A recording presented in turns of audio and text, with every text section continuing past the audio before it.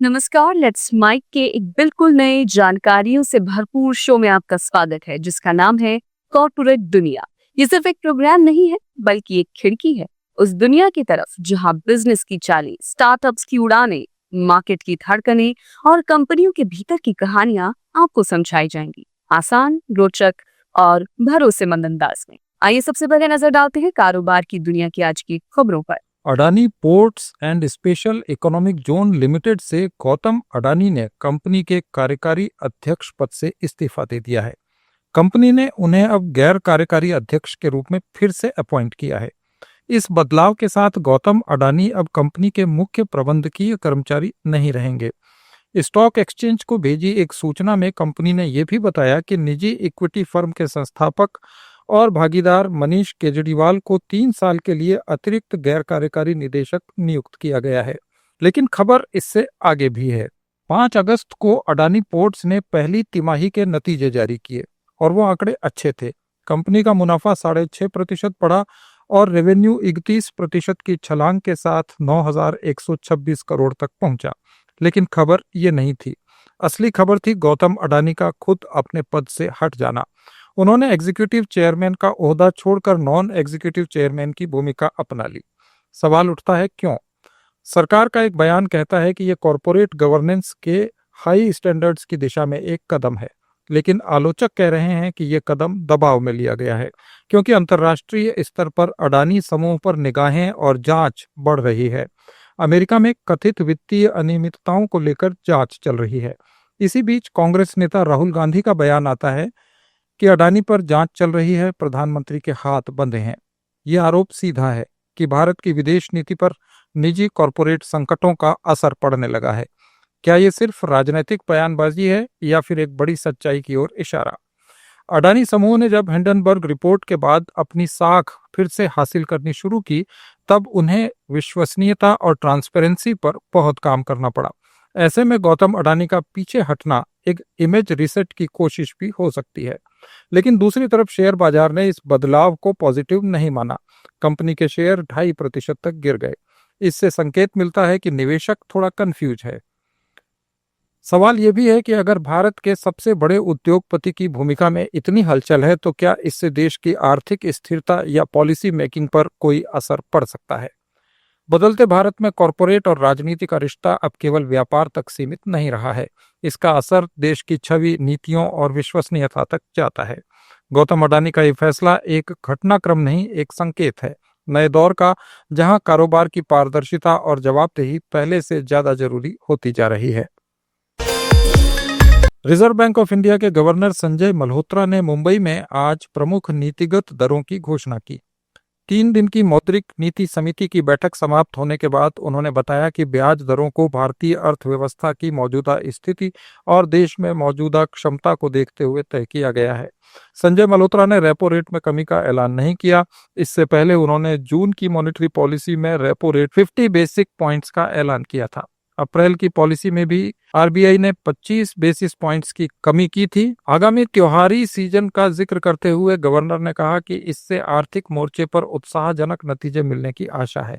उन्होंने कहा कि वैश्विक व्यापार चुनौतियों के बीच सरकार और आरबीआई की सकारात्मक और सहारा देने वाली नीतियां इकोनॉमी के लिए बेहतर साबित होंगी।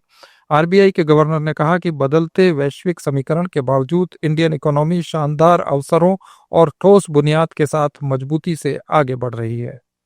The monsoon season has been progressing well. We are also approaching the festival season, which typically brings greater enthusiasm and buoyancy in the economic activity.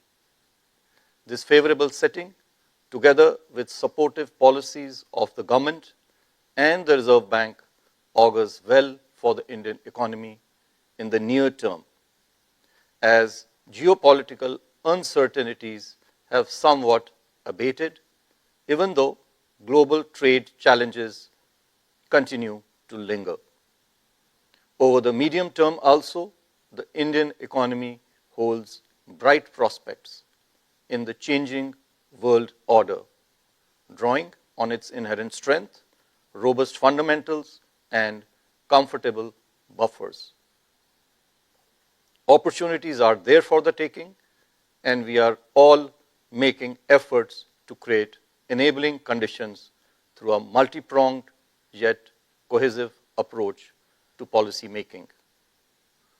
Globally, policymakers are faced with muted growth and slowing pace of inflation, with some advanced economies even witnessing an uptick in inflation. As the dust settles and a new equilibrium emerges in the new global order, policymakers will have a tough task navigating a world characterized by modest growth, sticky inflation, and elevated public debt levels.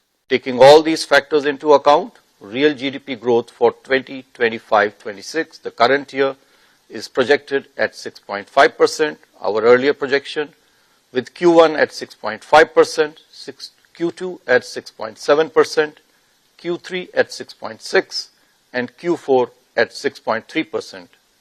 Real GDP growth for Q1 next year, 2026-27, is projected at 6.6%. The risks are evenly balanced. इधर America के राष्ट्रपति Donald Trump की बयानबाजी रुक नहीं रही। उन्होंने कहा है कि वे भारत पर 24 घंटे के भीतर और ज्यादा टैरिफ लगाएंगे। ट्रंप ने सीएनबीसी को दिए टेलीफोनिक इंटरव्यू में कहा कि भारत अच्छा बिजनेस पार्टनर नहीं है। ट्रंप के अनुसार भारत के टैरिफ दुनिया में सबसे ज्यादा हैं और ये बात लोग खुलकर नहीं कहते। ट्रंप का कहना है कि भारत अमेरिका से बहुत ज्यादा व्यापार करता है, लेकिन अमेरिका को भारत से उतना फायदा नहीं मिलता। इसीलिए उन्होंने भारत पर 25% टैरिफ लगाने का फैसला किया है, जो कल से लागू होगा। लेकिन वे इस टैरिफ को अगले 24 घंटों के भीतर और बढ़ाने जा रहे हैं। ट्रंप ने कहा कि अमेरिका और भारत के बीच व्यापार संतुलन नहीं है और भारत रूस के साथ व्यापार करके यूक्रेन के खिलाफ रूस की वॉर मशीन को ईंधन देने का काम कर रहा है। I'm not worried about prices because we're drilling at levels that nobody's ever seen before. And what Biden did is he stopped my drilling. And then prices, if you remember that first couple of months, prices went through the roof. And he immediately said, let's go back to what Trump was doing. Let's go back to it. But by that time, they had blown it, and the energy prices were so high, and that's what caused that, and his crazy spending is what caused, by the way, the largest inflation in the history of our country was during the Biden administration. Yeah. Not 48 years. You know, they like to say 48 years. Yeah. It was the largest in the history of our country, the inflation that we had during Biden, because the man obviously didn't know what he was doing. But with India, is that tariffs were too high. Now, I will say this. But India went from the highest tariffs ever. They will give us 0 tariffs. And they're going to let China, us go in. But that's not good enough because of what they're doing with oil. Not good. Ukraine युद्ध से पहले भारत रूस से सिर्फ 0.2% तेल import करता था। मई 2023 तक ये बढ़कर 45% यानी 20 लाख बैरल प्रतिदिन हो गया। इस साल जनवरी से जुलाई तक भारत हर दिन रूस से 17.8 लाख बैरल तेल की खरीद कर रहा है। पिछले 2 साल में भारत ने हर साल 130 अरब डॉलर से ज्यादा का रूसी तेल खरीदा है। भारत का रूसी तेल खरीदना दोनों देशों के लिए फायदेमंद रहा है। रूस अपना क्रूड ऑयल यूरोपियन यूनियन की तरफ से तय $60 प्रति बैरल की कीमत पर बेचता था, लेकिन 2022 में यूक्रेन वॉर के बाद से भारत इसे छूट पर खरीदता है। इसके बाद इंडियन रिफाइनरी कंपनीज इसे प्रोसेस करके दूसरे देशों में बेचती हैं।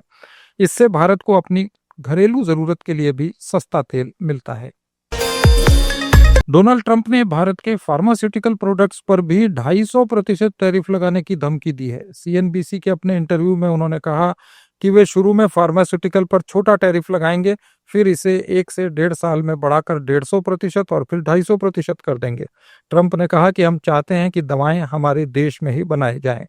उनका मानना है कि अमेरिकी फार्मा प्रोडक्ट्स के लिए बहुत ज्यादा विदेशों पर निर्भर करते हैं, खासकर भारत और चीन पर। इस टैरिफ से इंडियन फार्मा सेक्टर पर असर पड़ सकता है। दरअसल अमेरिका भारत से जेनेरिक मेडिसिन, वैक्सीन और एक्टिव इंग्रेडिएंट्स खरीदता है। 2025 में अमेरिका को भारत का फार्मास्यूटिकल एक्सपोर्ट $7.5 अरब यानी करीब 65,000 करोड़ रुपए से ज्यादा था। अमेरिका के फूड एंड ड्रग एडमिनिस्ट्रेशन के मुताबिक अमेरिका में इस्तेमाल होने वाली सभी जेनेरिक दवाओं की लगभग 40% सप्लाई भारत से होती है। अगर यह टैरिफ बढ़ता है तो भारतीय कंपनियों को भी अमेरिका में अपने प्रोडक्ट्स की कीमतें दुगनी करनी पड़ेंगी। इससे उनका मुनाफा कम हो जाएगा। महंगी दवा मिलने का नुकसान मरीजों को भी उठाना पड़ेगा, जिससे अमेरिका के लोगों की ही मुश्किलें बढ़ने वाली हैं। भारत से निर्यात होने वाली दवाओं में एंटीबायोटिक्स, एंटी डिप्रेसेंट्स और हृदय रोग की दवाएं ज्यादा होती हैं। भारत जेनेरिक दवाएं काफी सस्ते में बनाता है, जिससे अमेरिकी हेल्थ केयर सिस्टम को हर साल अरबों डॉलर की बचत होती है। 30 years, Europe has had drug prices that are, in many cases, 1/10 the cost of drugs in here. Same manufacturing plant, same everything. 1/10. I've invoked favored nations. Now, there is no favored nations clause. I've just said there is, okay, because we're not going to pay 10 times more per pill than they pay in Europe. Then that's going to have a tremendous impact on the price of medicine and semiconductors. But on pharmaceuticals, we'll be putting a initially small tariff on pharmaceuticals, but in 1 year, 1.5 years maximum, it's going to go to 150%, and then it's going to go to 250%, because we want pharmaceuticals made in our country. And that's not the CHIPS Act like Biden did, because he didn't know what he was doing, where they gave billions of dollars to companies that had more money than they knew what to do with. Rajasthan सरकार ने राज्य के startups को बढ़ावा देने के लिए एक बड़ी घोषणा की है। अब सफल स्टार्टअप्स को 5 करोड़ रुपए का इनाम दिया जाएगा और 100 करोड़ रुपए का इक्विटी फंड भी उपलब्ध कराया जाएगा। ये फैसला राज्य में नए उद्यमों को प्रोत्साहित करने और नौजवानों को अपना बिजनेस शुरू करने में मदद करने के मकसद से लिया गया है। इस पहल से प्रदेश में इनोवेशन और एंटरप्रेन्योरशिप का माहौल बनेगा, जिससे रोजगार के नए अवसर पैदा होंगे। सरकार का यह कदम राजस्थान को देश के प्रमुख स्टार्टअप हब के रूप में स्थापित करने की दिशा में एक महत्वपूर्ण फैसला है। इससे राजस्थान की आर्थिक तरक्की को नई गति मिलेगी। राजस्थान सरकार काफी समय से स्टार्टअप्स को बढ़ावा देने के लिए कई योजनाएं चला रही है। 2015 से 2020 के बीच राजस्थान स्टार्टअप नीति और 2022 की नई स्टार्टअप नीति इसी का हिस्सा थी। इन नीतियों का मुख्य उद्देश्य राज्य में इनोवेशन को बढ़ावा देना, एम्प्लॉयमेंट के ज्यादा मौके पैदा करना और इन्वेस्टमेंट को बढ़ाना है।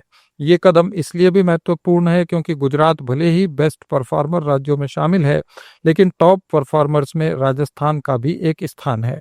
केरल और तेलंगाना के बाद राजस्थान स्टार्टअप इकोसिस्टम को मजबूत करने और इनोवेशन को आगे बढ़ाने पर तेजी से काम करने वाला तीसरा स्टेट है। मध्य प्रदेश सरकार मुख्यमंत्री की लाडली बहना योजना के तहत महिलाओं को रक्षा बंधन गिफ्ट देने जा रही है। अगस्त में रक्षा बंधन से पहले उनके बैंक खाते में 1,500 रुपए आएंगे। सरकार ने योजना के लाभ जारी करने की भी घोषणा की है। लाडली बहन योजना के 1,27,00,000 लाभार्थियों को ये फायदा मिलेगा। उज्जैन में महिलाओं द्वारा आयोजित रक्षाबंधन समारोह में बोलते हुए मुख्यमंत्री डॉक्टर मोहन यादव ने कहा कि इस योजना में जारी की गई राशि हर महीने मिलने वाले 1,250 रुपए के अलावा होगी। लाडली बहना योजना में 1,27,00,000 महिलाएं शामिल हैं। इस योजना में अतिरिक्त 250 रुपए भी जारी किए जाएंगे, जिससे कुल 1,500 रुपए बैंक खाते में आएंगे। मुख्यमंत्री ने कहा कि 7 अगस्त को रक्षाबंधन के गिफ्ट के रूप में उनके बैंक खातों में ये अतिरिक्त 250 रुपए ट्रांसफर किए जाएंगे। सुप्रीम कोर्ट ने दीवान हाउसिंग फाइनेंस लिमिटेड के पूर्व डायरेक्टर और प्रमोटर धीरज वाधवान की जमानत रद्द कर दी है। ये फैसला एक बड़े बैंक लोन घोटाले के मामले में लिया गया, जिसमें धीरज वाधवान पर 42,871 करोड़ रुपए के घोटाले का आरोप है। कोर्ट ने उन्हें 2 हफ्ते के भीतर सरेंडर करने का आदेश दिया है। धीरज वाधवान को दिल्ली हाई कोर्ट ने 9 सितंबर को बीमार होने के कारण जमानत दी थी। ये मामला यूनियन बैंक ऑफ इंडिया की शिकायत पर है। शिकायत में कहा गया है कि DHFL के तत्कालीन चेयरमैन और managing director Kapil Wadhawan, director Dheeraj Wadhawan और अन्य आरोपियों ने मिलकर 17 बैंकों के एक ग्रुप को धोखा देने के लिए आपराधिक साजिश रची। इस साजिश के तहत उन्होंने बैंकों से 42,871 करोड़ रुपए के बड़े लोन मंजूर करवाए। सीबीआई का दावा है कि इस धनराशि का बड़ा हिस्सा गलत तरीके से निकालकर उसका गलत इस्तेमाल हुआ और बैंकों को 34,615 करोड़ रुपए का नुकसान हुआ। ये थे कॉर्पोरेट जगत के आज के कुछ प्रमुख समाचार। अपडेट्स के लिए जुड़े रहिए लेट्स माइक के साथ। It's time for news. It's time for more than radio. Presenting the first radio news app, Let's Mic. Let's Mic, a news-based app on your phone where you get to watch and listen news, talk shows, interviews, radio show, pod, Snapchat. Let's talk, let's connect and Let's smile.